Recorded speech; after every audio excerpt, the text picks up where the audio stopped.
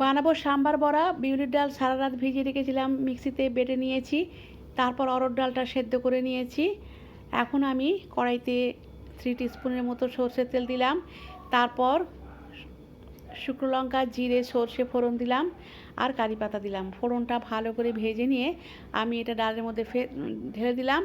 এরপর এই পাত্রটা আমি ওভেনে বসিয়ে দিয়েছি। এখন আমি এর মধ্যে দিয়ে দেব তেঁতুলের পাল্প দিয়ে দিলাম। তারপর দিয়ে দেব পরিমাণ মতো নুন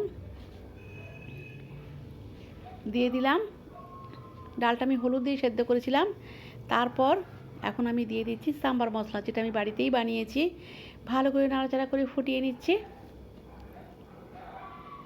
এখন আমি একটু কাশ্মীরি লাল লঙ্কার গুঁড়ো দিলাম শুধুমাত্র কালারের জন্য। বড়াগুলো ভেজে নিচ্ছি, এই যে দেখুন। তারপর আমি এর মধ্যে প্লেটে বড়াগুলো দিয়ে উপর থেকে দিয়ে দিলাম সাম্বার।